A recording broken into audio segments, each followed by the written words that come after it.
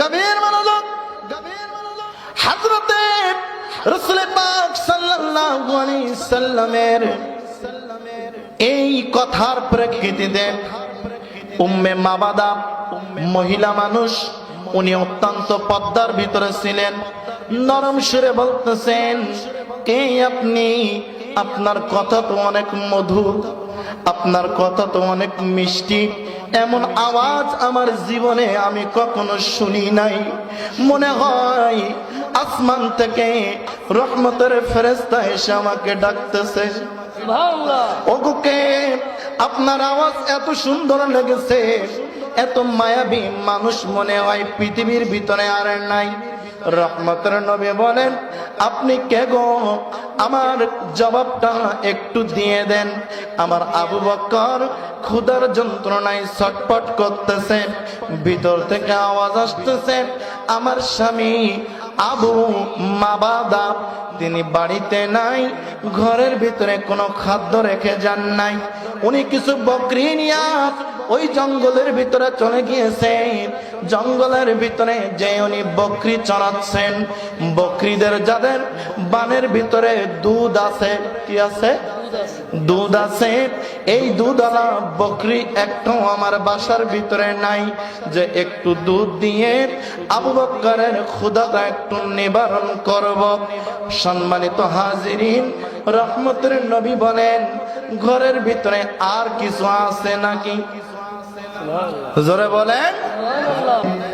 ভূমিকা ছাড়া আলোচনার ভিতরে আমি ঢুকতে চাই। আমি কোরআনুল কারিমের 30তম পারার 2 নম্বর রুকু সূরা মুলক আয়াত নম্বর 2 আমি তেলাওয়াত করেছি। গভীর মনোযোগ।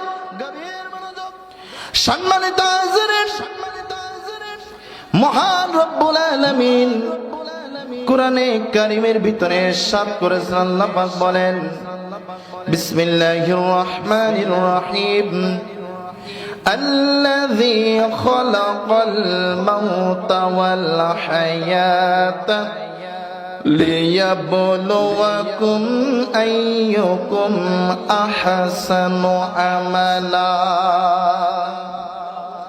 আল্লাহ রাব্বুল আলামিন বলেন, ওগো আমার বন্ধু হাবিবুল্লাহ, আপনি আমার বান্দাদেরকে জানিয়ে দিন, আমি আল্লাহ তাদের জন্য জীবন এবং মৃত্যু, জীবন এবং মৃত্যু আমি আল্লাহ 2টা জিনিস সৃষ্টি করে রেখেছি।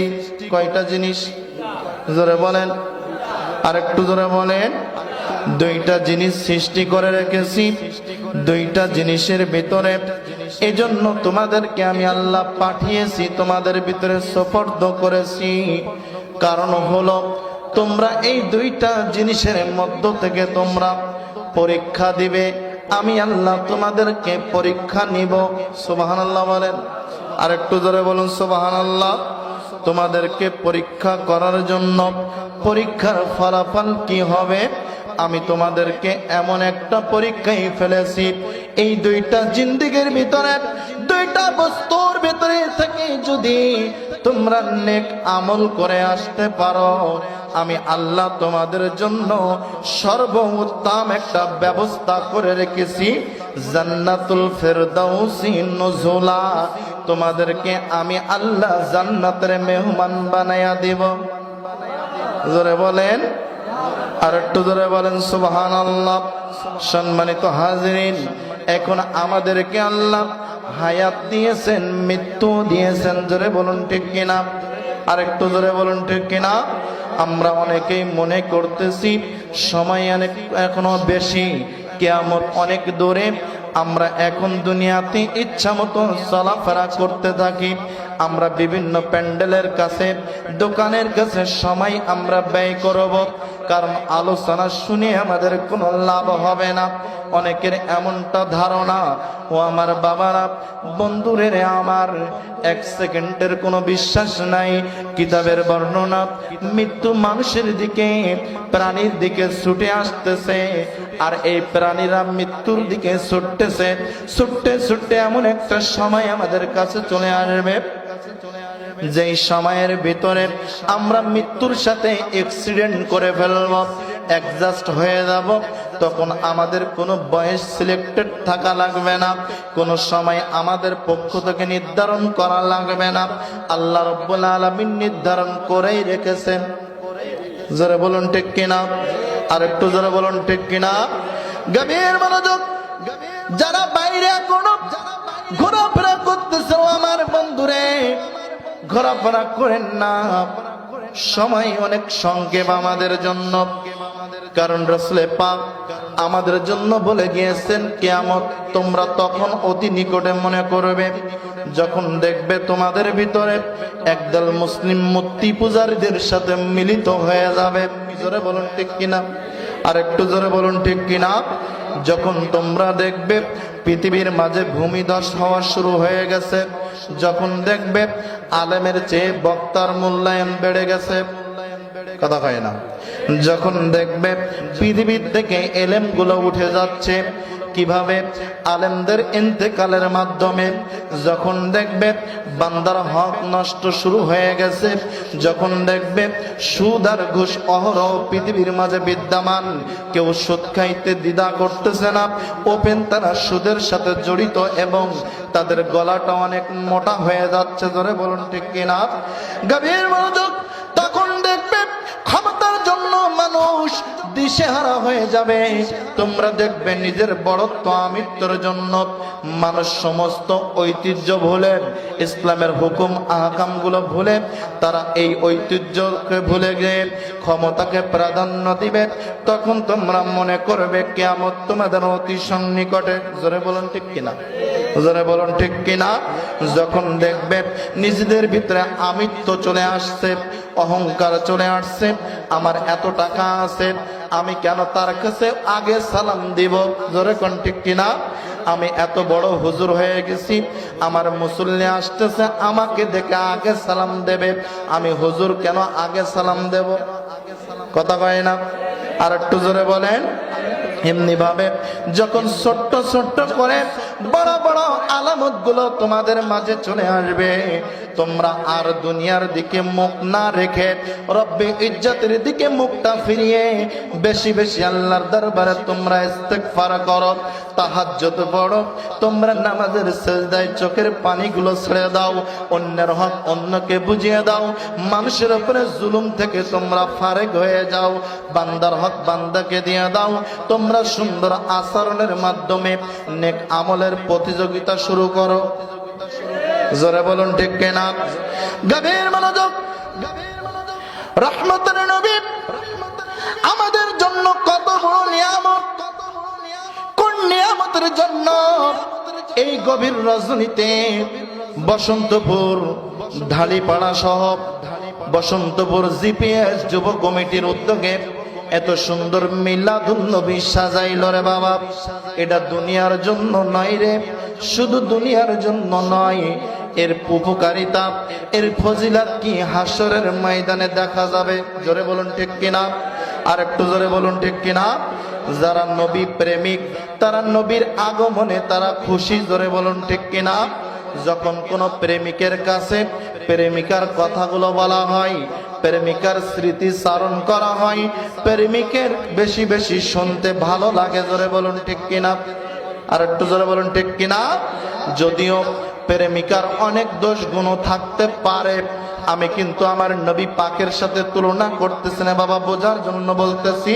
কারণ যে যাকে ভালোবাসে তার জন্য বাংলা একটা প্রবাদ আছে, তার যদি কোনো পোশাক, তার যদি কোনো কাপড় সে দেখতে পায় তার জন্য ভালো লাগে।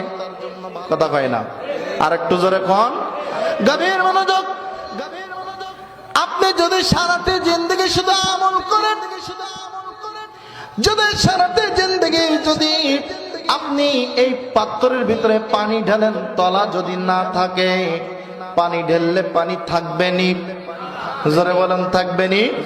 থাকবে না। যদি আপনি শুধু আমল করেন, আপনার ঈমান ও আকীদা যদি নরমাল হয়, নবীকে যদি আপনি আমার মতো মনে করেন, নবীর আগমনের খুশিকে যদি আপনি গুরুত্ব না দেন, তাহলে আপনার আমল করলে লাভ হবে নাকি? জোরে কোন? হবে না, হবে না। ইমানের মূল হলো নবী, ইমানের অরিজিনাল, ইমানের জান হলো নবী। জোরে বলুন ঠিক কিনা? নবী পাকে দো জাহান বলেন, লা ইউমিনু আহাদুকুম, তুমি মুমিন না মুত্তাকি না, পরহেজগার না, ততক্ষণ পর্যন্ত হাত্তা আকুনা আহাব্বা ইলাইহি মি ওয়ালিদিহি ওয়া ওয়ালাদিহি ওয়ান নাসি আজমাইন। সাধারণ মুসল্লিদেরকে অনেক এই হাদিস শরীফ মুখস্থ আছে, ঠিক কিনা? জোরে বলুন ঠিক কিনা? যতক্ষণ পর্যন্ত তোমার স্ত্রী পুত্র সন্তানাদি থেকে নবীকে না ভালোবাসবে। ও আমার বাবারে, আমার হযরতে সাইয়েদনা ওমর ফারুক রাদিয়াল্লাহু তাআলা নবীর একজন বিশিষ্ট সাহাবী। জোরে বলেন, দুনিয়া থেকে জান্নাতের সুসংবাদ প্রাপ্ত সাহাবী, সাহাবী রাসূল। উনি বলতেছেন, ইয়া রাসূলুল্লাহ, হুজুর, আমি হযরতে ওমর আমার স্ত্রী পুত্র সন্তানাদি সম্পদ থেকে আপনি নবীকে বেশি ভালোবাসি। আল্লাহর নবী বলেন, ওমর, তুমি এখনো ঈমানদার হতে পারো নাই। হযরত ওমর বলেন, ইয়া রাসূলুল্লাহ, হুজুর, আমি তাহলে এখন কি করতে পারি? আল্লাহু আকবার। আর একটু জোরে বলেন। হযরত ওমর আল্লাহর নবীকে যখন জিজ্ঞাসা করলেন, আরজ করলেন, ইয়া রাসূলুল্লাহ, এখন আমি কি করতে পারি? নবী পাকে দু জাহান বলেন, ওমর, তোমার কাছে সবচেয়ে প্রিয় হলো তোমার জান। জোরে বলুন ঠিক কিনা?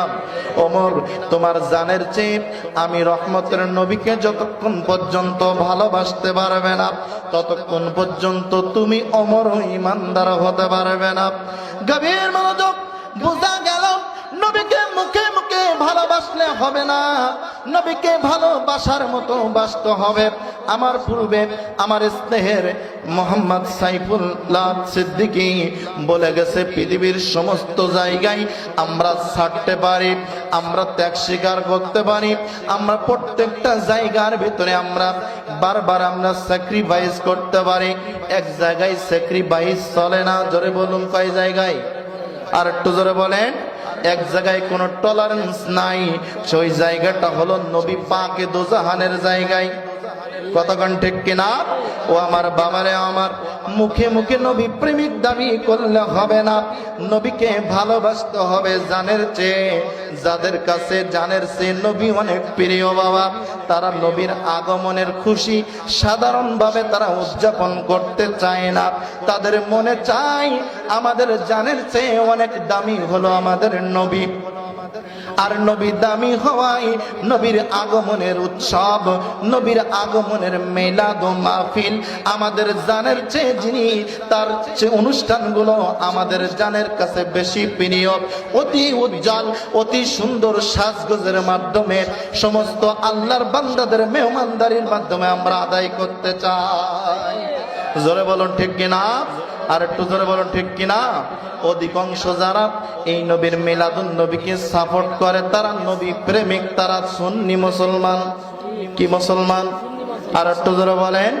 এজন্য একজন শায়ের বলতেছে, সুন্নিরা নবীর দিওয়ানা, ও সুন্নিরা নবীর দিওয়ানা, মোদের মন্দ বালুক, মোদের ভণ্ড বালুক, মোরা জানতে তো ভয় করি না, কে কি বলে শুনবো না। যারা বলুন ঠিক কিনা? আজকে যে বসন্তপুর জিপিএস এর তত্ত্বাবধানে, এলাকাবাসীর তত্ত্বাবধানে এত সুন্দর সাজসজ্জা, উদ্দেশ্য আল্লাহর দরবারে শুকরিয়া জ্ঞাপন যে আল্লাহ তুমি সর্বশ্রেষ্ঠ নিয়ামত দিয়েছো। এত সুন্দর আয়োজন করেছে নবীর খুশির জন্য, নবীর আগমনের জন্য, এই খুশি উদযাপন করার জন্য। অনেকে ইনকার করতেছে, কেন এত সুন্দর করে সাজানোর দরকার, এত খুশি করার দরকার, এত ব্যয় করার দরকার। কিন্তু আমরা সুন্নিরা এই বসন্তপুর ঢালিপাড়া থেকে একটা নলেজ তাদের দিতে চাই, আমরা নবী প্রেমিক। নবীর জন্য শুধু সাজানো না, নিজেদের জীবনকে কুরবান করতে পারি। দুই হাত তুলে বলুন ঠিক কিনা? নারায়ে তাকবীর, নারায়ে রিসালাত। পবিত্র ঈদুল মিলাদুন নবী, পবিত্র ঈদুল মিলাদুন নবী। কে কি বলে শুনবো না, সুন্নিরা নবীর দিওয়ানা, বলেন সুন্নিরা নবীর দিওয়ানা। আহলে সুন্নাত ওয়াল জামাত জিন্দাবাদ, সবাই জিন্দাবাদ বলবেন। আহলে সুন্নাত ওয়াল জামাত জিন্দাবাদ, জিন্দাবাদ। আহলে সুন্নাত ওয়াল জামাত জিন্দাবাদ, জিন্দাবাদ। কে কি বলে শুনবো না, সুন্নিরা নবীর দিওয়ানা। ও সুন্নিরা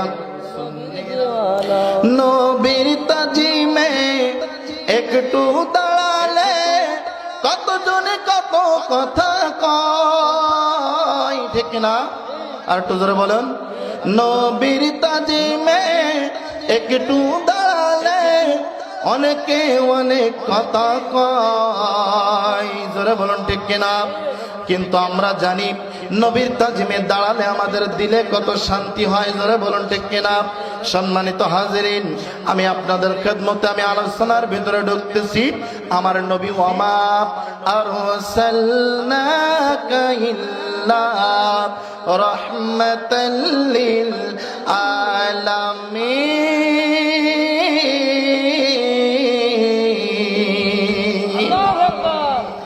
আমার নবী সর্বশ্রেষ্ঠ রহমত, নবী হলো সর্বশ্রেষ্ঠ নিয়ামত। বাবারে আল্লাহ পাক কোরআনে কারিমের ভিতরে বলেছেন, আমার হাবিব আপনার উম্মতকে বলে দিন, তাদের জন্য আমি আল্লাহ মৃত্যু দিয়েছি, জীবনও দিয়েছি, শুধু একমাত্র তাদেরকে পরীক্ষা করার জন্য। তারা যদি এই পরীক্ষায় সফল কাম হতে চায়, তারা যেন নেক আমলের প্রতিযোগিতা করে। শুধু প্রতিযোগিতা নয়, তাদের ঈমান ও আকীদা খানা যেন তারা মজবুত করে। অন্যত্রে আল্লাহ পাক বলেন, ওয়ামা আরসালনাকা ইল্লা রাহমাতাল লিল আলামিন। আয় হাবিব আপনি বলে দিন, আমি নবী সমস্ত জগতের জন্য রহমত। আল্লাহ পাক আমাকে পাঠিয়েছেন ধরার ভিতরে। আল্লাহ পাক রহমত দাতা, আমি নবী হলো বন্টনকারী। সুবহানাল্লাহ। আর একটু জোরে বলেন। সম্মানিত হাজিরিন, কোন নবীর মিলাদুন নবী আজকে সাজাইলো রে? হযরতে হাসান বসরি রাদিয়াল্লাহু তাআলা আনহু বলেন, ও পৃথিবীর মানুষ, তোমরা জেনে রাখো, আমি হাসান বসরির কাছে যদি উহুদ পাহাড় পরিমাণ স্বর্ণ থাকতো, কি থাকতো? জোরে বলেন। উহুদ পাহাড় পরিমাণ যদি আমি হাসান বসরির কাছে স্বর্ণ থাকতো, আমি হাসান বসরি উহুদ পাহাড় পরিমাণ স্বর্ণগুলো আমার নবীর মিলাদুন নবীতে ব্যয় করতাম। জোরে বলুন সুবহানাল্লাহ। শুধু তাই নাই, এমন একজন নবীর মিলাদুন নবীতে আমরা এখানে বসে আছি, এমন নবীর প্রেমিক আমরা দাবি রাখি। ও আমার বাবারা, আমার নবী রহমতের নবী হিজরত করবেন মক্কা থেকে মদিনায়। কোথায়? মক্কা থেকে মদিনার ভিতরে 622 খ্রিস্টাব্দে আমার নবী যখন হিজরত করার প্রস্তুতি নিলেন, হিজরত করার পূর্বে সাইয়েদনা আবু বকর সিদ্দিককে বললেন, এ আবু বকর, তুমি মন খারাপ করিও না, আমি রহমতের নবীর হিজরতের সাথী, তুমি আবু বকর হয়ে যাবে। জোরে বলুন সুবহানাল্লাহ। গভীর মনোযোগ। হযরতে রাসূল পাক সাল্লাল্লাহু আলাইহি সাল্লাম সাইয়েদনা আবু বকর সিদ্দিককে নিয়ে উনি রওনা হলেন হিজরত করতে করতে। ইমাম বগবী, ইমাম তাবরানী, ইমাম হাকিম, ইমাম বাইহাকি রাহমাতুল্লাহ আলাইহি সুবাইশ ইবনে খালিদ থেকে বর্ণনা করেন, নবী পাক হিজরতের সময় উম্মে মাবাদা নামক একজন ব্যক্তি ছিল, একজন মহিলা ছিল। উম্মে মাবাদাদের দুই তাবুর পাশ দিয়ে আল্লাহর নবী হিজরত করতেছেন সাইয়েদনা আবু বকর সিদ্দিককে নিয়ে। সুবহানাল্লাহ বলেন। গভীর মনোযোগ। হযরতে সাইয়েদনা আবু বকর সিদ্দিক রাদিয়াল্লাহু তাআলা আল্লাহর নবীকে বললেন, আয়াকা ইয়া রাসূলুল্লাহ, ইয়া হাবিবাল্লাহ, হুজুর আপনার সাথে যে আমি আবু বকর যাইতেছি, হুজুর আমি আবু বকর আর হাঁটতে পারতেছি না, আমার বড় কষ্ট হচ্ছে। কি হচ্ছে? জোরে বলেন। হুজুর আমার খুবই কষ্ট হচ্ছে। আল্লাহর নবী বললেন, আবু বকর কারণ কি, কষ্ট হওয়ার কারণ থাকা তো লাগে, কারণ তো একটা আছে। হযরতে আবু বকর বললেন, আয়াকা ইয়া রাসূলুল্লাহ ইয়া হাবিবাল্লাহ, হুজুর আমার প্রচন্ড ক্ষুধা লেগেছে। কি লেগেছে জোরে বলেন? আচ্ছা ক্ষুধা লাগলে কোনো ভালো জিনিস ভালো লাগে? জোরে বলেন। দুপুরের টাইমে যদি প্রচন্ড ক্ষুধার যন্ত্রণায় আমরা ছটফট করতে থাকি, এমতো অবস্থায় যদি কেউ ভালো ভালো কথা আমাদের উপস্থিতিতে বলে, আমাদেরকে সাপোর্ট দিয়ে বলে, যদি বলেন এই ভালো ভালো কথা আমাদের কি ভালো লাগবে নি? লাগবে না না না। হযরত আবু বকর সিদ্দিক রাদিয়াল্লাহু তাআলা আনহু নবী পাকের সাথে হাঁটতেছেন, রহমতের নবীকে বলতেছেন, ইয়া রাসূলুল্লাহ ইয়া হাবিবাল্লাহ, হুজুর আমি বড় ক্ষুধার্ত হয়ে গিয়েছি, আমি আবু বকর আর হাঁটতে পারতেছি না। নবী বলেন, ও আমার সাহাবী আবু বকর, তুমি না রাহমাতুল লিল আলামিনের সাথে হাঁটতেছো? জোরে বলুন সুবহানাল্লাহ। হযরতে আবু বকর সিদ্দিক রাদিয়াল্লাহু তাআলা আনহুকে নিয়ে নবী ওই উম্মে মাবাদার ঘরের ভিতরে গেলেন। ঘরের ভিতরে যে বলতেছেন, বাড়ির ভিতরে কেউ আসো নাকি? আমি রহমতের নবী এবং আমার সাথে আবু বকর আমার সাহাবিয়া রাসূলকে নিয়ে আমি রহমতের নবী নুরানি কদম মেলে মেলে মক্কা থেকে মদিনায় হিজরত করতেছি। আমার আবু বকরের প্রচন্ড ক্ষুধা পেয়েছে, বাসার ভিতরে কোনো খাদ্য থাকলে আমাদের একটু দিয়ে দেন। সুবহানাল্লাহ বলবেন না? আর একটু জোরে বলুন সুবহানাল্লাহ। গভীর মনোযোগ। হযরতে রাসূল পাক সাল্লাল্লাহু আলাইহি সাল্লামের এই কথার প্রেক্ষিতে উম্মে মাবাদা মহিলা মানুষ, উনি অত্যন্ত পদ্মার ভিতরে ছিলেন, নরম সুরে বলতেছেন, কে আপনি? আপনার কথা তো অনেক মধুর, আপনার কথা তো অনেক মিষ্টি, এমন আওয়াজ আমার জীবনে আমি কখনো শুনি নাই। মনে হয় আসমান থেকে রহমতের ফেরেশতা এসে আমাকে ডাকতেছে। ওগোকে আপনার আওয়াজ এত সুন্দর লেগেছে, এত মায়াবী মানুষ মনে হয় পৃথিবীর ভিতরে আর নাই। রহমতের নবী বলেন, আপনি কে গো? আমার জবাবটা একটু দিয়ে দেন। আমার আবু বকর ক্ষুধার যন্ত্রণায় ছটফট করতেছে, ভিতর থেকে আওয়াজ আসতেছে, আমার স্বামী আবু মাবাদা তিনি বাড়িতে নাই, ঘরের ভিতরে কোনো খাদ্য রেখে যান নাই, উনি কিছু বকরি নিয়ে ওই জঙ্গলের ভিতরে চলে গিয়েছেন। জঙ্গলের ভিতরে যে উনি বকরি চড়াচ্ছেন, বকরিদের যাদের বানের ভিতরে দুধ আছে, কি আছে? দুধ আছে। এই দুধওয়ালা বকরি একটাও আমার বাসার ভিতরে নাই, যে একটু দুধ দিয়ে আবু বকরের ক্ষুধাটা একটু নিবারণ করব। সম্মানিত হাজিরিন, রহমতের নবী বলেন, ঘরের ভিতরে আর কিছু আছে নাকি? জোরে বলেন। সম্মানিত হাজিরিন, আল্লাহর নবী রহমাতুল লিল আলামিন নবীর মুখের ভাষা কত মিষ্টি, কত মধুর, কত মায়ারে। পদ্মার ভিতর থেকে আওয়াজ দিয়ে বলেন, আপনার কথা তো শুনতে আমার এত ভালো লাগে, আপনি বারে বারে প্রশ্ন করেন, আমি আমার নিজ কান দিয়ে শ্রবণ করতে থাকি। সুবহানাল্লাহ বলেন। গভীর মনোযোগ। হযরতে উম্মে মাবাদা আল্লাহর নবীকে বলতেছেন, আমার ঘরের ভিতরে একটা বকরি আছে, যার একটা পা ভাঙ্গা এবং শরীরের ভিতরে কোনো গোশত নাই, শরীরের ভিতরে কোনো শক্তি নাই, তার কোনো স্তনের ভিতরে কোনো দুধ নাই। এই বকরিটা আমার স্বামী বাসার ভিতরে রেখে গেছে, কারণ সে হাঁটতে পারে না। জোরে বলুন সুবহানাল্লাহ।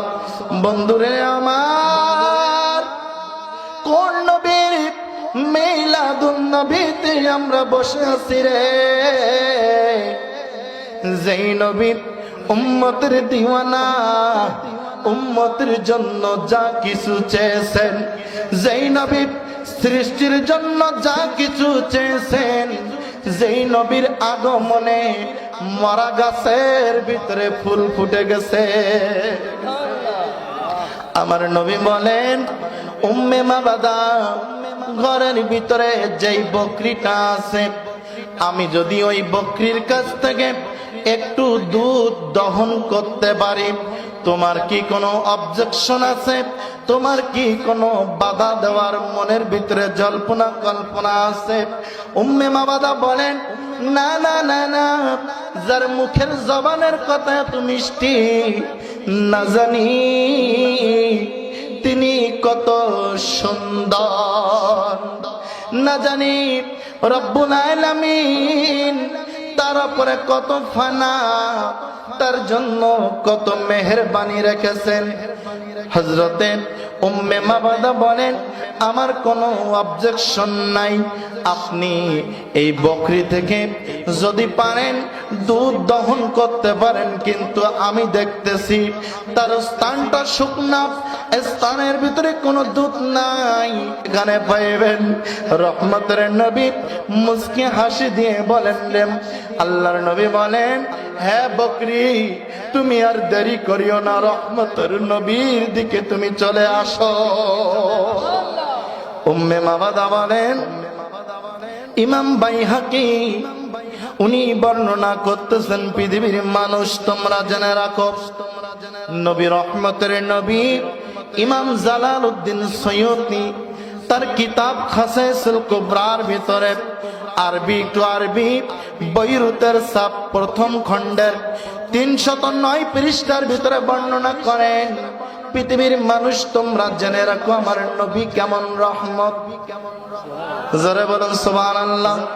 এজন্য একজন শায়ের বলেন, চিনলি না রে বেঈমানেরা নবী কেমন ধন, ঠিক না? নবী আমার রহমত,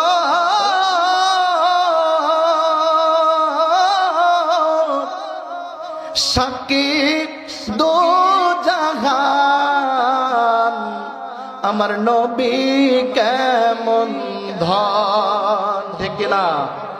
হযরতে মাবাদা বলেন, আমি দেখলাম এই ব্যক্তি এত সুন্দর একজন ব্যক্তি, ওই বকরিটাকে ডাক দিলেন, বকরি রে, এ বকরি, আমি তোমাকে ডাকতেছি, তুমি আমার কাছে চলে আসো।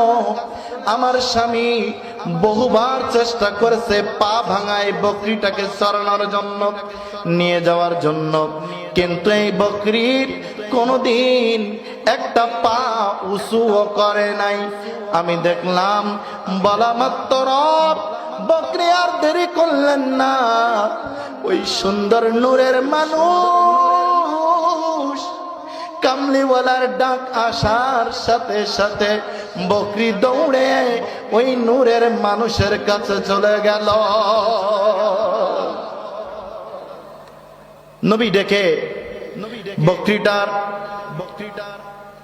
শরীরের ভিতরে, বডির ভিতরে স্পর্শ করলেন, স্পর্শ করে বলতেছে, বকরি রে, আমি রহমতের নবী, আমি হিজরত করে মদিনায় যেতেছি, আমার সফর সঙ্গী আমার আবু বকর ক্ষুধার জানাই ছটফট করতেছে। বকরি, আমার আবু বকরের ক্ষুধা নিবারণের প্রয়োজন।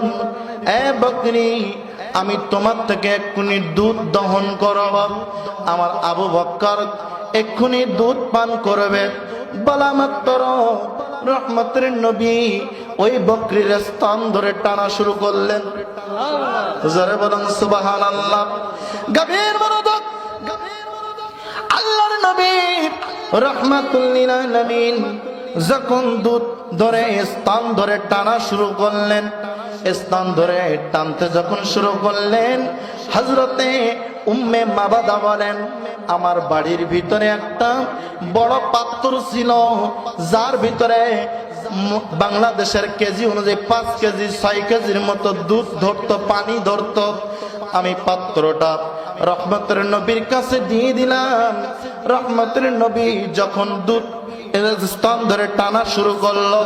আমি উম্মে মাবাদা অবাক হয়ে গেলাম। আমার যে অসুস্থ বকরি ছিল, বকরিটা মুহূর্তের ভিতরে সুস্থ হয়ে হৃষ্টপুষ্ট হয়ে গেল। আমি দেখলাম যখন স্তন ধরে মায়ের নবী টানতেছেন, স্তন দিয়ে অগণিত দুধ আর দুধ আমার পাত্রটা পরিপূর্ণ হয়ে ছাপিয়ে গেল। আল্লাহর নবী দুধ দহন করতে করতে ওই উম্মে মাবাদাকে বলেন, উম্মে মাবাদা, এই বাড়ির ভিতরে আর কেউ ক্ষুধার্ত আসেনি? উম্মে মাবাদা বলেন, ইয়া রাসূলুল্লাহ, হুজুর, আমাদের ভিতরে আমার ছোট্ট একটা ছেলে আছে, এখন ক্ষুধার জ্বালায় একটু কান্নাকাটি করতেছে। আপনার আমার নবী বলেন, উম্মে মাবাদা, বাড়ির ভিতরে যতগুলো পাত্র আছে আমার কাছে দিয়ে দাও, আজকে আমি রহমতের নবী, আমি দুধ দহন করে পরিপূর্ণ করে দিয়ে যাব। রহমতে আল্লাহ নবী নূরে মুজাসসাম, রহমতে আল্লাহ নবী সাহাবীরা আতর বানাই ওই নবীজির ঘাম, বলেন সাহাবীরা আতর বানাই রহমতে আল্লাহ নবী নূরে মুজাসসাম, সাহাবীরা আতর বানাই। সম্মানিত হাজিরিন, আল্লাহর নবী রহমাতুল লিল আলামিন দুধ দহন করে পাত্র ছাপিয়ে পড়ে জমিনের ভিতরে দুধ পড়ে গেল।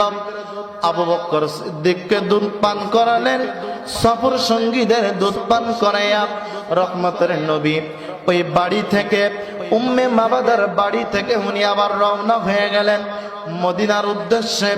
রওনা হয়ে চলে যাওয়ার পরে উম্মে মাবাদার প্রাণের স্বামী বাড়ির ভিতরে চলে আসলো। সুবহানাল্লাহ। আর একটু জোরে বলেন। উনি জঙ্গল থেকে বাড়ির ভিতরে আসলেন। আসার পরে বকরিগুলো উনি বিভিন্ন জায়গায় বেঁধে বেঁধে রাখতেছেন।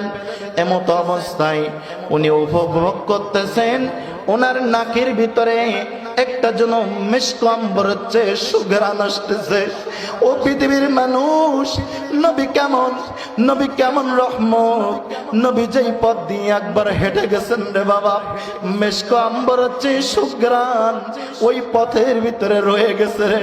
সাহাবীরা নবীকে যখন খুঁজে না পেতেন, সাহাবীরা বলতেন, আমরা তো জানি রহমতের নবী যেই পথ দিয়ে হেঁটে গেছে, ওই পথ যদি আমরা অনুসরণ করতে চাই, একটু নাক টানা সজাগ করে নিঃশ্বাস টেনে টেনে যদি আমরা গ্রহণ করি, আল্লাহি আমরা নবীজির দেখা পেয়ে যাব। হযরতে আবু মাবাদা বাড়ির ভিতরে আসলেন, এসে বলতেছেন, ও আমার বিবি, আমি যখন বকরিগুলো এখানে আমি গাছের সাথে খুঁটির সাথে যন্ত্রের সাথে বারবার বকরিগুলো আমি আটকিয়ে রাখতেছি, রাখার কারণে অন্যদিন তো আমার বাড়ির ভিতরে বকরির বিভিন্ন গন্ধ আমার নাকের ভিতরে আসতো, আজকে আমি যখন বকরিগুলো রাখতেছি আমার নাকের ভিতরে আমি একটা মিষ্ক আম্বরের চেয়ে সুঘ্রাণ পাইতেছি। বিবিরে, আমার বাড়ির ভিতরে কে আসছিল আমাকে একটু বলো, আমি জানতে চাই। বিবিরে, আমি আরো দেখতেছি আমার বাড়ির ভিতরে বিভিন্ন স্থানের ভিতরে বকরির দুধ পড়ে আছে। কারণ কি রে, কারণ কি? আমি সুন্দর সুন্দর বকরিগুলো, সুস্থ বকরিগুলো আমি জঙ্গলের ভিতরে নিয়ে গিয়েছিলাম। একটা স্থানে দুধওয়ালা সুস্থ বকরি আমি রেখে যাই নাই, কিন্তু আমি দেখি প্রতিটা পাত্রের ভিতরে দুধে পরিপূর্ণ, জমিনের ভিতরে দুধ পড়ে আছে। আমার বিবি, আমি জানতে চাই আমাদের বাড়ির ভিতরে কে এসেছিল? জোরে বলুন সুবহানাল্লাহ। দরুদ শরীফ পড়ুন, আল্লাহুম্মা সাল্লি আলা মাওলানা মুহাম্মদ।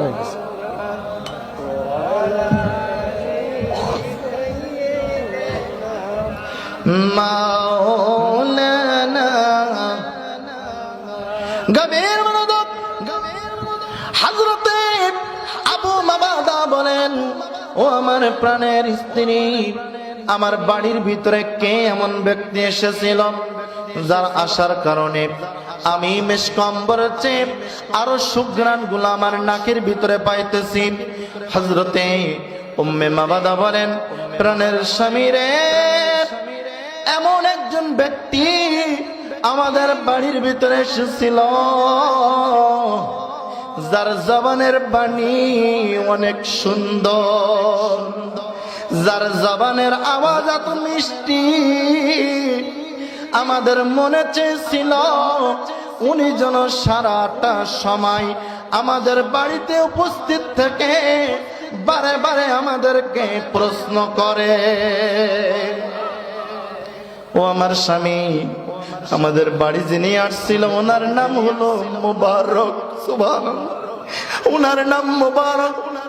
উনি অনেক পবিত্র, উনি মুবারক। উনি আমাদের বাড়িতে এসেছিল। হাদিস শরীফের ভাষায় বলা হয়েছে, হযরতে উম্মে মাবাদা ওনার স্বামীকে বলেন, স্বামী রে, উনি যে সুন্দর করে করে কথা বলেছিল আমাকে এত ভালো লেগেছে, উনি আপনার এই অসুস্থ বকরির থেকে দুধ দহন করেছে।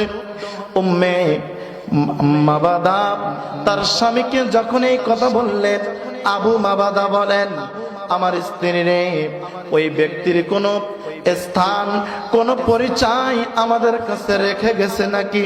আমি ওই ব্যক্তিকে দেখতে চাই যিনি আসার কারণে আমার ঘরটা খুশবু খুশবু হয়ে গেছে, যিনি আসার কারণে আমার অসুস্থ বকরি সুস্থ হয়ে গেছে, যিনি আমার বকরির স্তন ধরে টানার কারণে আমার বকরির স্তনের ভিতরে দুধ টলমল টলমল করতেছে। জোরে বলেন সুবহানাল্লাহ। উম্মে মাবাদা বলেন, উম্মে মাবাদার কলিজার টুকরা সন্তান, উনি বলতেছে, আম্মা জান, ও আম্মা জান, আপনি আমার আব্বাকে আরো বলেন, আমি ওনাকে দেখেছি আসমানের চন্দ্রের চেয়ে অতি সুন্দর, যার চেহারা দেখলে পৃথিবীর কোন সৃষ্টি চোখ সরাতে পারবে না। সাহাবীরা হযরতে মা আয়েশাকে বলেছিল, ও উম্মুল মুমিনিন মা আয়েশা, আমার নবীর সৌন্দর্য কেমন? উম্মুল মুমিনিন হযরতে মা আয়েশা বলেছিল, ও নবীর সাহাবীরা, তোমরা জেনে রাখো, আল্লাহ পাক এক একজন নবীকে এক একটা মুজিজা, এক একটা গুণ দিয়ে পৃথিবীতে পাঠিয়েছিলেন। জোরে বলুন সুবহানাল্লাহ। তৎকালীন জামানায় হযরতে ইউসুফ আলাইহিস সালামের আল্লাহ পাক সৌন্দর্য দিয়েছিলেন সবচেয়ে বেশি। সুবহানাল্লাহ বলেন। ওনার জামানায় সুন্দর সুন্দর যুবতীদেরকে রাস্তার দুই ধার দিয়ে দাঁড় করিয়ে দেওয়া হয়েছিল। দাঁড়িয়ে আল্লাহর নবী হযরত ইউসুফ আলাইহিস সালামকে হেঁটে যাওয়ার জন্য বলা হয়েছিল। ইউসুফ আলাইহিস সালাম যখন হেঁটে যাবেন, প্রত্যেকটা যুবতী নারীর হাতে একটা করে লেবু আর একটা করে অস্ত্র দিয়ে বলা হয়েছিল, আল্লাহর নবী ইউসুফ আলাইহিস সালাম যখন হেঁটে যাবে, তোমরা সাথে সাথে লেবুটা কেটে ফেলবে। ওই তৎকালীন জামানায় ইউসুফ আলাইহিস সালাম যখন হেঁটে যাচ্ছিলেন, যাওয়ার সময় নারীদেরকে বলা হলো, তোমরা দেরি করিও না, অস্ত্র দিয়ে তোমরা লেবুটা কেটে ফেলো। পৃথিবীর মানুষ উম্মুল মুমিনিন বলেন, তারা লেবু কাটার পরিবর্তে নিজের হাতের আঙ্গুলগুলো কেটে ফেলেছিল। জোরে বলুন সুবহানাল্লাহ। গভীর মনোযোগ। লেবু কাটার পরিবর্তে আল্লাহর নবীকে দেখে, হযরতে ইউসুফ আলাইহিস সালামকে দেখে আঙ্গুল কেটে ফেলেছিল। মা আয়েশা সিদ্দিকা বলেন, আমার নবীকে যদি তারা এক পলক দেখতে পাইতো, তারা লেবু কাটার পরিবর্তে যেমন ইউসুফ আলাইহিস সালামকে দেখে আঙ্গুল কেটেছে, আমার নবীকে দেখে তারা চোখ সরাইতে পারতো না, নিজেদের কলিজা কেটে বাইর করে দিত। সুবহানাল্লাহ। ওই নবীর মিলাদুন নবী উম্মে মাবাদার কলিজার টুকরার সন্তান 7 বছরের বালক কিতাবে আসছে কয় বছর 7 বছরের বালক বলে আমি যখন দেখলাম তার চেহারাটা ঝলমল ঝলমল করতেছে আমি ছোট্ট মানুষ নিজের চোখ সরাইতে পারতেছি না না জানি তিনি কোন আল্লাহর প্যারা মাহবুব হবে হযরতে আবু মাবাদা কলিজার টুকরা সন্তানকে নিয়ে মদিনার একটা বাজারের ভিতরে চলে গেলেন বাজারের ভিতরে যখন চলে গেলেন উম্মে মাবাদার কলিজার টুকরা সন্তান আবু মাবাদা তার আব্বাকে ডেকে বলতেছেন আব্বাজান ও আব্বাজান আপনি যে মুবারককে খুঁজতেছিলেন আপনি একটু নজর করে দেখেন ওই বাজারের ভিতরে মুবারকের সাথী যিনি ছিল উনাকে দেখা যাচ্ছে উনি দাঁড়িয়ে আছে উনি আমার দিকে তাকাইয়া বারে বারে মুস্কি হাসি দিচ্ছে আব্বাজান আমার বড় ভালো লাগতেছে উনি হলেন ওই মুবারকের সাথী হযরতে আবু মাবাদা বলেন সন্তান রে আজকে বাজার করব না চলো চলো আমি মুবারকের খোঁজ চাই মুবারককে দেখতে চাই কিতাবের ভিতরে আসছে মুবারকের খোঁজের জন্য হযরতে আবু মাবাদা তিনি সন্তানকে নিয়ে সাইয়েদিনা আবু বকর সিদ্দিকের কাছে যেয়ে বলেন ও আল্লাহর বান্দা আমি আপনাকে তো চিনি না তবে শুনেছি আপনি একজন মহান ব্যক্তির সাথে আমার বাড়ির ভিতরে আগমন করেছিলেন ওই মহান ব্যক্তি মুবারক তিনি কোথায় আছে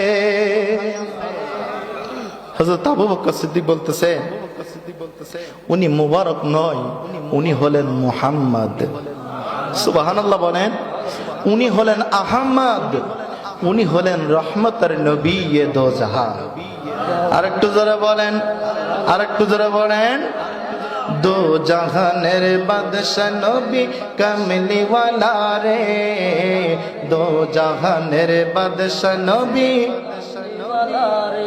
আমার দামনের ঘরেতে রেখেছি যারে মনের ঘরেতে রেখেছি যারে দুই জাহানের বাদশা নবী রে দুই জাহানের বাদশা নবী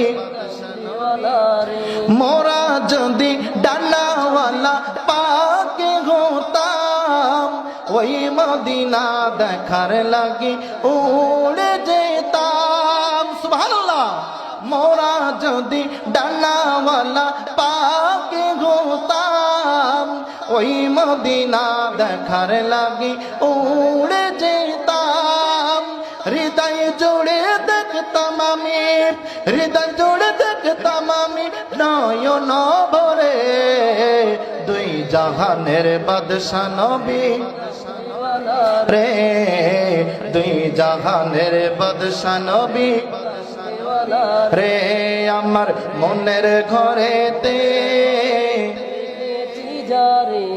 আমার মনের ঘরেতে রেখেছি যারে দুই জাহানের বাদশা নবী রে দুই জাহানের বাদশা নবী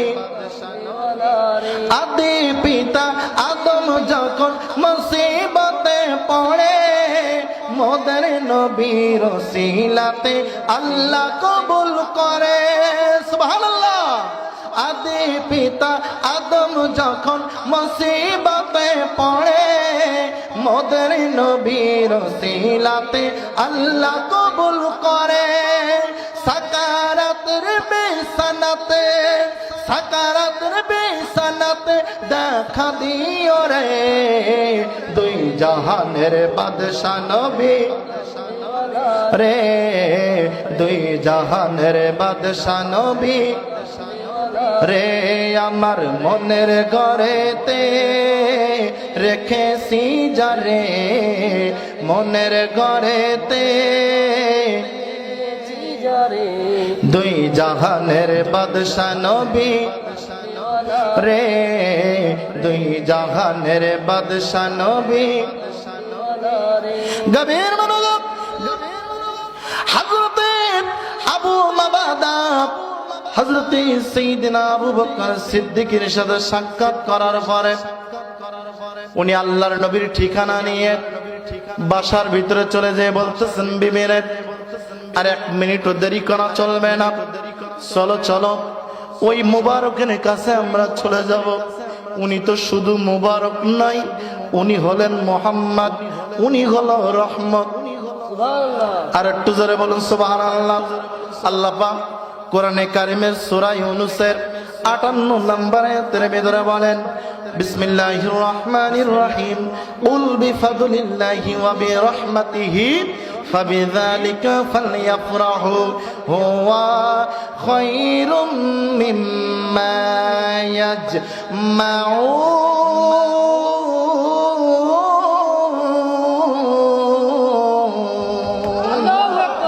আল্লাহ পাক বলেন, হাবিব আপনি বলে দিন, কুল বিফাদলিল্লাহি, আমি আল্লাহর পক্ষ থেকে যেই ফজল এসেছে, ওয়া বিরহমাতিহি, এবং যেই রহমত এসেছে, ফজল এবং রহমত পাওয়ার কারণে, ফাবিযালিকা ফালইফরাহু, তারা যেন খুশি উদযাপন করে। সুবহানাল্লাহ বলেন। যদি তারা খুশি উদযাপন করতে পারে, হুয়া খায়রুম মিম্মা ইয়াজমাউন, তাদের কাছে যদি তারা বিবেকবান হয়, তাদের কাছে সমস্ত খুশি থেকে এই খুশি উদযাপন করা অতি উত্তম। জোরে বলুন সুবহানাল্লাহ। সম্মানিত হাজিরিন, প্রশ্ন করতে পারেন, হুজুর বিফাদলিল্লাহি মানে কি? কোন ফজল আসলে আমরা খুশি উদযাপন করব? তাফসীরের ভিতরে হযরতে আব্দুল্লাহ ইবনে আব্বাস রাদিয়াল্লাহু তাআলা নবীর আপন চাচতো ভাই বলেন, ফজল দ্বারা আল্লাহ পাক কোরআনে কারীমকে বুঝিয়েছেন, ওয়া বিরহমাতিহি, রহমত দ্বারা কি বুঝিয়েছেন? আল্লাহ নিজেই কোরআনে বলেছেন, ওয়া মা আরসালনাকা ইল্লা রাহমাতাল লিল আলামিন। রহমত হলো আমার নবী। এই ফজল এবং রহমত পাওয়ার কারণে তোমরা ফাবিযালিকা ফালইফরাহু, তোমরা খুশি উদযাপন করো। যদি তোমরা খুশি উদযাপন করো, হুয়া খায়রুম মিম্মা ইয়াজমাউন, তোমরা যদি বিবেকবান হয়ে থাকো, তোমাদের কাছে সমস্ত খুশি থেকে নবীর আগমনের খুশি অতি উত্তম বলে বিবেচিত হবে। জোরে বলুন সুবহানাল্লাহ। বাবারে আমার, এই বসন্তপুর ঢালিপাড়া সহ সমস্ত এলাকাবাসী নবীর আগমনের জিপিএস এর নেতৃত্বে আজকে মিলাদুন নবীতে সর্বোচ্চ খুশি উদযাপন করার জন্য তারা ব্যবস্থা গ্রহণ করেছেন। জোরে বলুন ঠিক কিনা? আর একটু জোরে বলুন ঠিক কিনা? শুধু তাই নাই, সূরাতুদ দুহার একেবারে শেষ আয়াতে আল্লাহ পাক বলেন, ওয়া আম্মা বিনি'মাতি রাব্বিকা ফাহাদ্দিস। সুবহানাল্লাহ বলবেন না? আর একটু জোরে বলেন। গভীর মনোযোগ। আল্লাহ রাব্বুল আলামিন বলেন, ওয়া আম্মা বিনি'মাতি রাব্বিকা ফাহাদ্দিস, ও আমার হাবিব তাদেরকে বলুন, আমি আল্লাহর পক্ষ থেকে যেই নিয়ামত রাজি তাদের কাছে দেওয়া হয়েছে, পাঠানো হয়েছে, এই নিয়ামতের পাওয়ার কার পরে তারা যেন এমনি এমনি বসে না থাকে, তারা একজন আর একজনের সাথে পরস্পরের ভিতরে আলোচনা করে। জোরে বলুন সুবহানাল্লাহ। হুকুম কার? জোরে বলেন। আল্লাহর হুকুম। বিদায় আজকে এই আলোচনার অনুষ্ঠানের আয়োজন করা হয়েছে। কথাগান ঠিক কিনা? আমরা কোরআনে কারিমের হুকুমাতের ভিতরে আছি। সম্মানিত হাজিরিন, কিতাবের ভিতরে ইমাম জালালউদ্দিন সুয়ুতি, যার 911 হিজরির ভিতরে যিনি ইন্তেকাল করেছিলেন, আল খাসাইসুল কুবরা, আল শাইবুন আল্লাহুম্মা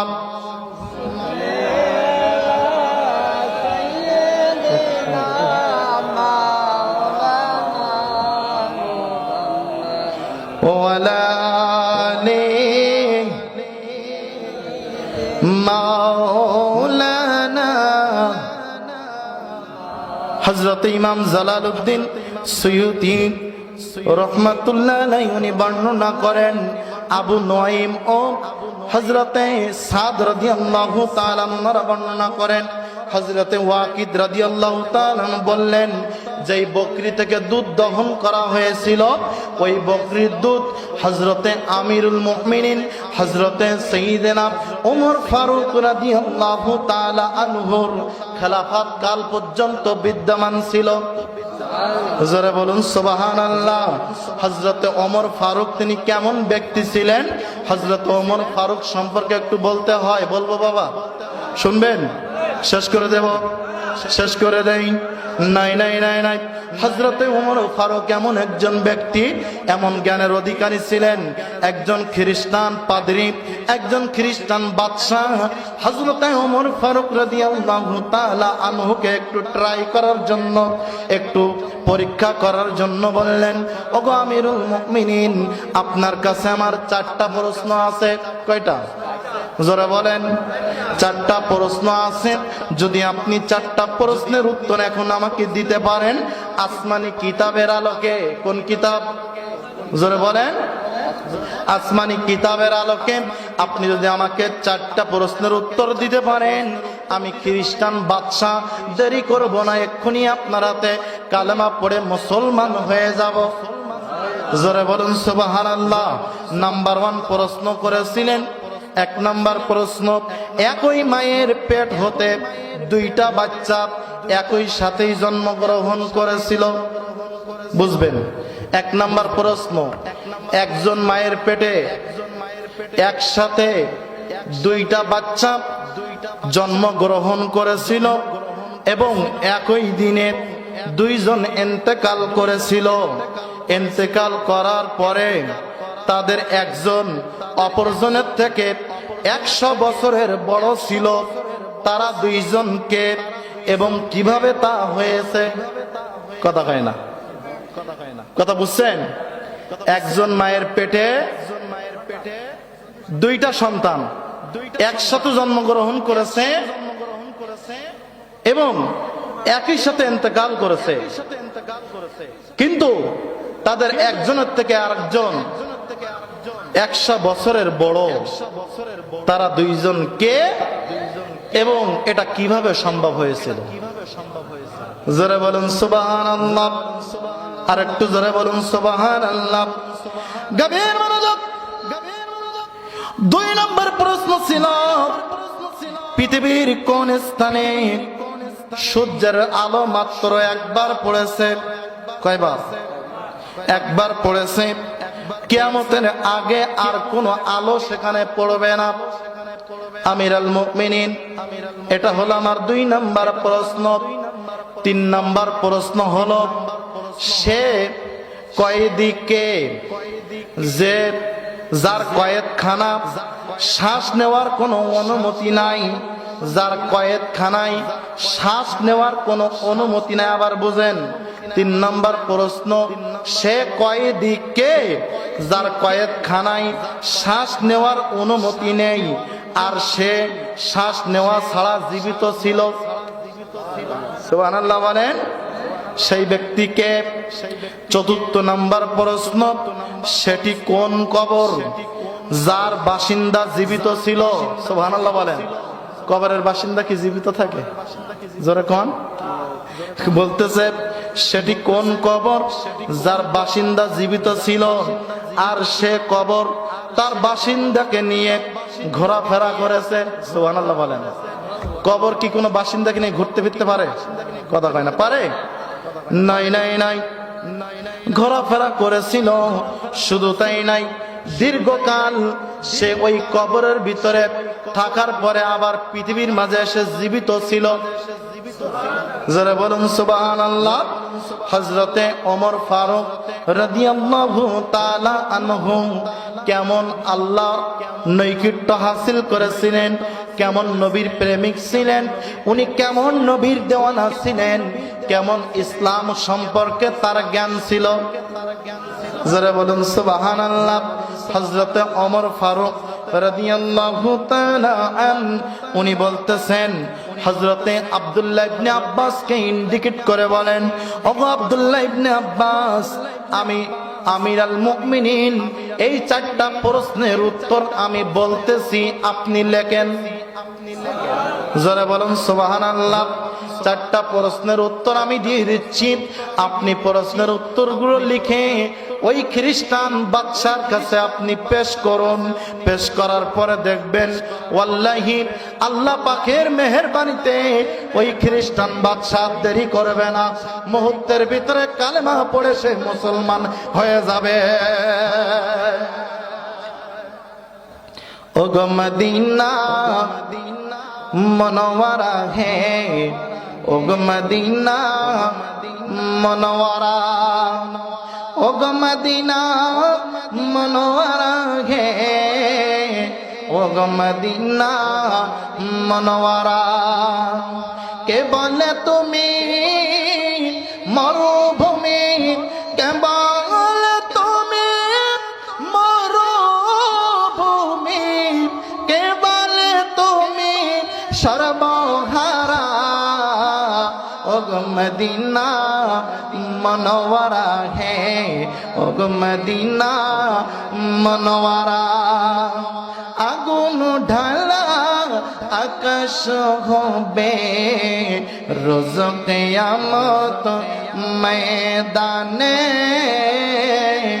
রোজ কিয়ামত ময়দানে। নফসি নফসি করবে সবাই, খুঁজবে ছায়া কোনখানে, খুঁজবে ছায়া কোনখানে।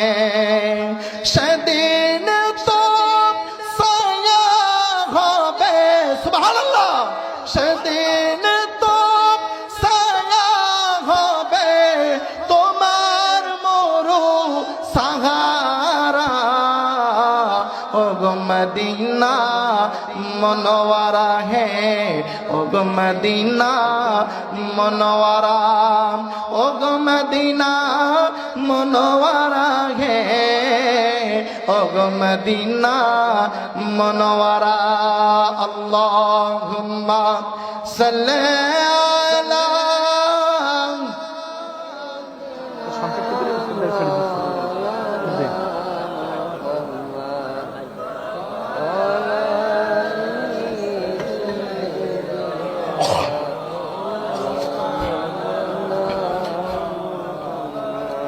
সম্মানিত হাজিরিন, হযরতে আমিরুল মুমিনিন ওমর ফারুক রাদিয়াল্লাহু তাআলা উনি 1 নাম্বার প্রশ্নের জবাবে বলতেছেন যে তারা দুইজন ব্যক্তি, দুই ভাই ছিল একই মায়ের পেটের ভিতরে। প্রশ্ন কি এটাই ছিল যে একজন মায়ের পেটে দুইজন সন্তান একসাথে জন্মগ্রহণ করেছে, একসাথে ইন্তেকাল করেছে, ইন্তেকাল করার পরেও তাদের বয়স একজন থেকে আরেকজনের 100 বছরের বড়। যেরকম ঠিক কিনা? প্রশ্ন ছিল এই দুইজনকে কিতাবের ভিতরে আসছে হযরতে আমিরুল মুমিনিন ওমর ফারুক রাদিয়াল্লাহু তাআলা তিনি বলেন তারা দুইজন ছিল, একজনের নাম হলো হযরতে উযায়ের, সুবহানাল্লাহ, হযরতে উযায়ের আলাইহিস সালাম। আর একজন ছিল হযরতে উযায়ের, আর একজন হলো উযায়েজ, সুবহানাল্লাহ বলেন। একজন উযায়েজ আর একজন উযায়ের, সুবহানাল্লাহ। দুইজন ছিল এক মায়ের সন্তান, একই সাথে জন্মগ্রহণ করেছিল। জন্মগ্রহণ করার পরে একজন কিতাবের ভেতরে আসছে হযরতে উযায়ের আলাইহিস সালাম, উনি আল্লাহর দরবারে দরখাস্ত করে বলেছিল, ওগো আরশের মালিক, কিভাবে মানুষ ইন্তেকালের পরে আপনি আবার পুনরায় জিন্দা করবেন? আমি উযায়ের আলাইহিস সালাম দেখতে চাই। জোরে বলুন সুবহানাল্লাহ। গভীর মনোযোগ। আল্লাহ রাব্বুল আলামিন কোন ফায়াকুন বললে হয়ে যায়। ইচ্ছা করলে এখন রাতকে দিন করতে পারেন, দিনকে রাত করতে পারেন। এক্ষুনি ইচ্ছা করলে হাজার হাজার লক্ষ লক্ষ রহমতের ফেরেশতা পাঠাতে পারেন, ঠিক কিনা? জোরে বলুন ঠিক কিনা? আল্লাহ পাক হযরতে উযায়ের আলাইহিস সালামকে দেখানোর জন্য হযরতে উযায়ের আলাইহিস সালামের মৃত্যু দান করেছিল, সুবহানাল্লাহ। জোরে বলুন সুবহানাল্লাহ। মৃত্যু দান করার পরে হযরতে উযাইর আলাইহিস সালামকে 100 বছর মৃত্যু অবস্থায় কবরের ভিতরে রেখেছিলেন। সুবহানাল্লাহ বলেন। 100 বছর কবরের ভিতরে রাখার পরে আল্লাহ পাক আবার তাকে জিন্দা করে পৃথিবীর মাঝে পাঠিয়েছিলেন। পৃথিবীর মাঝে পাঠানোর পরে তার ওই ভাই সহোদর ভাই যে ছিল হযরতে উযাইজের সাথে উযাইর আলাইহিস সালামের আবার একসাথেই মৃত্যুদান করেছিল। জোরে বলুন সুবহানাল্লাহ। আর একটু জোরে বলুন সুবহানাল্লাহ। এজন্য হযরতে উযাইর আলাইহিস সালামের সাথে উযাইর আলাইহিস সালামের 100 বছরের ডিফারেন্স। জোরে বলুন সুবহানাল্লাহ। কোনটা ডিফারেন্স? ইনি 100 বছর ইন্তেকাল করেছিল আর 100 বছর উনি বেঁচে ছিল। ওনার বেঁচে থাকাটা এনার ইন্তেকাল থেকে বেশি, ঠিক কিনা? জোরে কোন? অবশ্যই ঠিক। সম্মানিত হাজিরিন, দ্বিতীয় নাম্বার প্রশ্নের উত্তর আমি সংক্ষেপ করে বলতেছি। প্রশ্ন করেছিলেন পৃথিবীর কোন স্থানে সূর্যের আলো মাত্র একবার পড়েছিল, কিয়ামতের আগে আর সেখানে কোন সূর্যের আলো পড়বে না। হযরতে আমির আল মুমিনিন বলেন, ও পৃথিবীর মানুষ, ও আব্দুল্লাহ ইবনে আব্বাস, তুমি ওখানে লিখে দাও, আমি তোমাকে বলতেছি বনি ইসরাইলের নবী হযরতে মূসা আলাইহিস সালামের মুজিজার কারণে বাহারে কুলজুম তথা লোহিত সাগরের উপর রাস্তা হয়ে যায়। ফেরাউন যখন লোক লস্কর নিয়ে হযরতে মূসা আলাইহিস সালামকে ধাওয়া করেছিল, তাড়া করেছিল, হযরতে মূসা আলাইহিস সালামের হাতে যে লাঠি মোবারক ছিল, আল্লাহর হুকুমে উনি লাঠি মোবারক খানা লোহিত সাগরের উপরে ফেলে দিয়েছিলেন। জোরে বলুন সুবহানাল্লাহ। ফেলার কারণে আল্লাহ পাক কুদরতি ভাবে রাস্তা তৈরি করে দিয়েছিলেন। গভীর মনোযোগ। যখন রাস্তা হয়ে গেছিল, আসমানের যে সূর্য ছিল, ওই সূর্যের আলো পৃথিবীর ইতিহাসে ওই রাস্তা হওয়ার কারণে ওই সমুদ্রের লোহিত সাগরের ভিতরে তলদেশে সূর্যের আলো একবার পড়েছিল। জোরে বলুন সুবহানাল্লাহ। যখন হযরতে মূসা আলাইহিস সালাম লাঠি মোবারক নিয়ে নিয়েছিল, তখন ওই স্থান আবার পুনরায় পানিতে পরিপূর্ণ হয়ে গিয়েছিল, যার কারণে কিয়ামতের আগে আর ওখানে কোন সূর্যের আলো পড়বে না। হযরতে ওমর ফারুক বলেন, আব্দুল্লাহ ইবনে আব্বাস, তুমি 3 নাম্বার প্রশ্নের উত্তর লিখে দাও। 3 নাম্বার প্রশ্ন ছিল, সে কয়েদি কে যার কয়েকখানা শ্বাস নেওয়ার অনুমতি নেই আর সে শ্বাস ছাড়া জীবিত থাকে? সুবহানাল্লাহ। কয়েদি বুঝেন তো? আসামি। আসামিকে কয়েদি বলে তো? ঠিক আছে তো? আসামিকে কয়েদি বলে। বলতেছেন সে কয়েদি কে যার কোনো শ্বাস নেওয়ার অনুমতি ছিল না, কিন্তু অনুমতি না থাকার সত্ত্বেও সে শ্বাস ছাড়া বেঁচে ছিল। সুবহানাল্লাহ। আর একটু জোরে বলেন। হযরতে ওমর ফারুক রাদিয়াল্লাহু তাআলা, উনি কত জ্ঞানের অধিকারী ছিলেন, কত ইসলাম সম্পর্কে তার গবেষণা ছিল, কত কিতাব মোতাওয়ালা করেছেন, নবী পাকের জবান থেকে কত বর্ণনা উনি নিজের সিনার ভিতরে নোট করেছিলেন। যারা বলেন সুবহানাল্লাহ। গভীর মনোযোগ। হযরতে ওমর ফারুক রাদিয়াল্লাহু তাআলা উনি বলেন, যে কয়েদি শ্বাস নেওয়া ছাড়া বেঁচে থাকে সে কয়েদি হলো মাছের পেটে। দুরূদ শরীফ পড়ুন, আল্লাহুম্মা সাল্লি আলা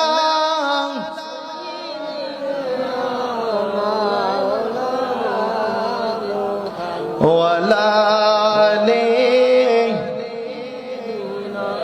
মাওলানা। হযরতে ওমর ফারুক বলেন, সে কয়েদি হলো ওই যে মায়ের পেটের বাচ্চা, মায়ের পেটের ভিতরে সে শ্বাস নিতে পারে না, শ্বাস নেওয়ার অনুমতি নাই, কিন্তু মায়ের পেটে সে ছিল। নিজের মায়ের পেট তার জন্য কয়েদি খানার মতো। মায়ের পেটে সে নিজের ইচ্ছা মতো শ্বাস গ্রহণ করতে পারার নেওয়ার কোনো অনুমতি ছিল না। কিন্তু আমার আল্লাহর কুদরত কেমন, আমার আল্লাহ কত বড় মেহেরবান। আমার আল্লাহ তাকে জীবিত অবস্থায় রেখেছিলেন। পৃথিবীর মাঝে আবার পুনরায় আমার আল্লাহ তাকে পাঠিয়ে স্পেশালিস্ট করে তাকে শ্বাস নেওয়ার ব্যবস্থা করে দিয়ে দেন। কত বড় মেহেরবান আল্লাহ, মেহেরবান তুমি, মেহেরবান মেহেরবান তুমি, মেহেরবান আমি পাপী গুনাহগার,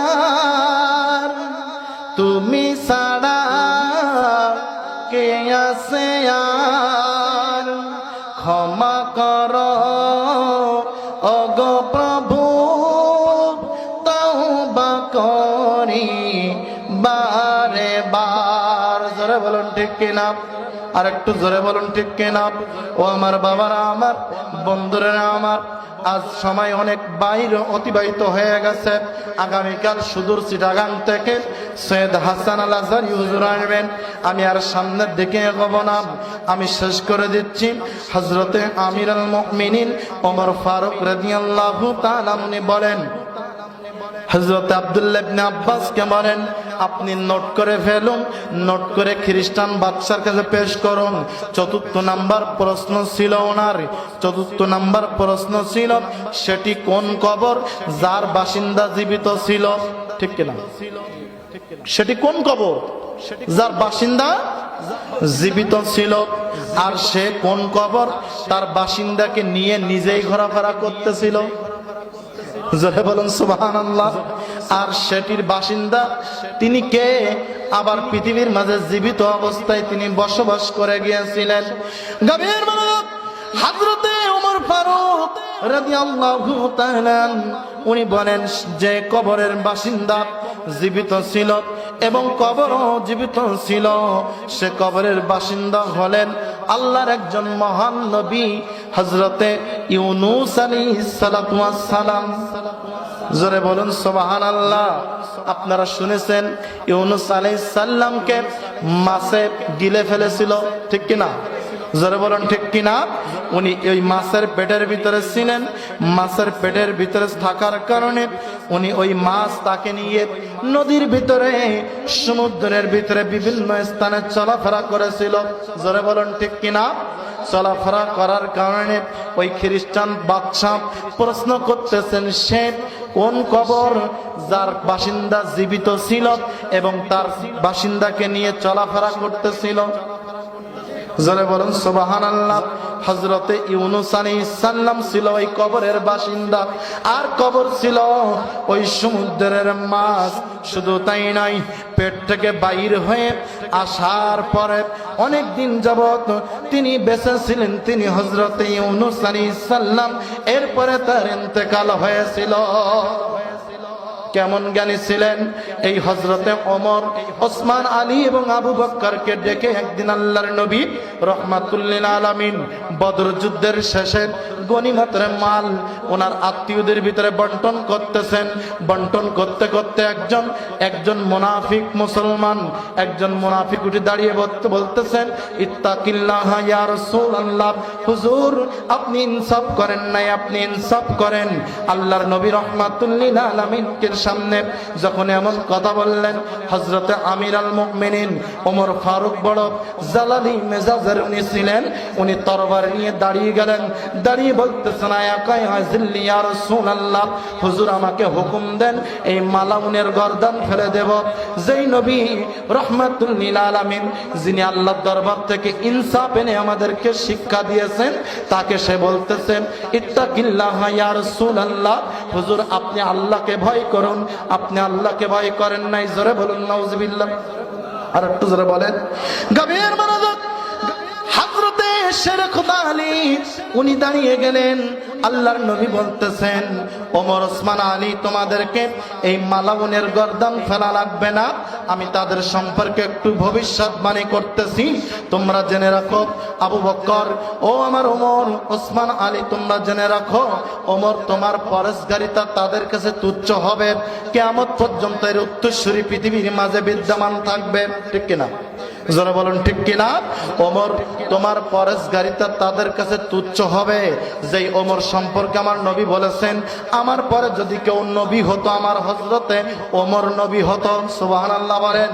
হযরতে আলীকে বলেন, আলী ও ওসমান তোমাদের কোরআন তেলাওয়াত তাদের কাছে লজ্জিত হবে, তোমাদের পরেশগারিতা তাকওয়া তাদের কাছে লজ্জিত হবে, কিন্তু আমি রাসূল ভবিষ্যৎবাণী করতেছি এদের পরনে থাকবে জুব্বা। কি থাকবে? জোরে বলেন। পরনে থাকবে জুব্বা, মাথায় থাকবে পাগড়ি, নামাজ পড়ে পড়ে কপালের ভিতরে অনেক দাগ পড়ে যাবে, সাফ হয়ে যাবে, ডান হাতের ভিতরে থাকবে তাসবিহ, রাস্তার ডান সাইডে হাঁটবে, কথায় কথায় বলবে আস্তাগফিরুল্লাহ আস্তাগফিরুল্লাহ, শুধু জবানে বলবে, মানুষকে বলবে নামাজ পড়ো নামাজ পড়ো, সে সবার আগে মসজিদে হাজিরা দিয়ে বুঝাবে যে আমি বড় নামাজি, কিন্তু সে এভাবে প্রতিদৈনিন্দ সে ইসলামের জন্য দেওয়ানা হবে, পাগল হয়ে যাবে। আমি রাসূলের শানে রিসালাত শুনলে বলবে বেদাত। কথা কয় না? জোরে বলুন ঠিক কিনা? কিন্তু আমি রাসূল বলতেছি তার এই গলার কণ্ঠনালীর যে হুড়কুনি আছে এই হুড়কুনির নিচে ইসলাম তার গলার ভিতরে কোনোভাবেই প্রবেশ করবে না। এমন ব্যক্তি আছে না নাই? বাবা আমার আলোচনা আমি এখানে শেষ করতেছি। কিয়ামতের ময়দান আমাদের হিসাব নিকাশের ময়দান হবে, কিন্তু দুনিয়ায় যদি হিসাব নিকাশ দেওয়ার জন্য আমরা প্রস্তুতি গ্রহণ না করি, আমল না করি, এই সমস্ত মুনাফিক যারা নবীকে আমার মতো বলে, মিলাদুন নবী বেদাত বলে, এই সুন্দর সাজসজ্জাকে তারা কটূক্তি করে, যারা মিলাদুন নবীর উপরে ইন্ডিকেট করে বাজে মন্তব্য করে, তাদের থেকে আমাদের ফারাক থাকতে হবে। জোরে বলুন ঠিক কিনা? আর একটু জোরে বলুন ঠিক কিনা? তাদের থেকে আমাদের ঈমান ও আকীদাখানে হেফাজত রাখতে হবে। আমরা সুন্নিরা জান দিতে পারি কিন্তু ঈমান দেব না। জোরে বলুন ঠিক কিনা? আমরা নবীর জন্য আমাদের জান কুরবান করতে পারি। পৃথিবীর কোন আল্লাহর বান্দা যদি পৃথিবীর শ্রেষ্ঠ ব্যক্তি হয়, পৃথিবীর শ্রেষ্ঠ আলেম হয়, পৃথিবীর শ্রেষ্ঠ ক্ষমতাশালী হয়, পৃথিবীর শ্রেষ্ঠ সম্পদশালী হয়, যদি তার ক্ষমতায় গোটা পৃথিবীকে নিয়ন্ত্রণ করা হয়, ও পৃথিবীর মানুষ, বসন্তপুরের মানুষ কান খাড়া করে শুনে রাখুন, যদি তার আয়ত্ত এত বড় হয় তার হাত থেকে কেউ রেহাই পাবে না। এরপরও তার ভেতরে যদি আমার নবীর দুশমনী থাকে, সে আমাদের কখনো ইমানদারের জুতোর ধুলার সমান হতে পারে না, পারে না, পারে না। ঠিক কিনা বলো? দুই হাত তুলে বলো ঠিক কিনা? নারায়ে তাকবীর, নারায়ে তাকবীর। ওলি আল্লাহ দুশমনেরা, ওলি আল্লাহ আমরা কোন দুশমনের রাসূলের কাছে মাথা নিচু করবো না। জোরে বলুন ঠিক কিনা? যারা দুশমনের রাসূল তাদের কাছে আমরা মাথা নত করব না।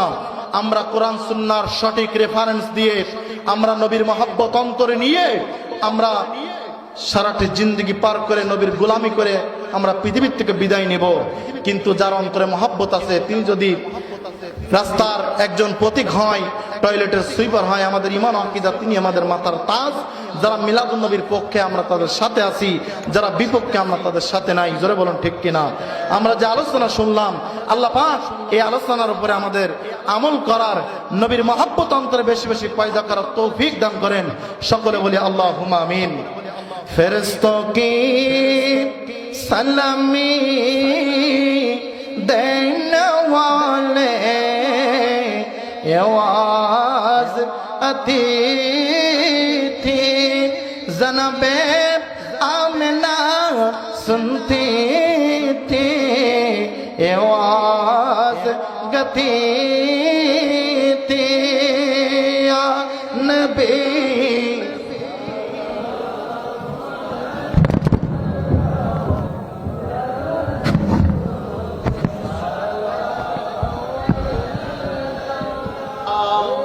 يا حبيب وعليك يا رسول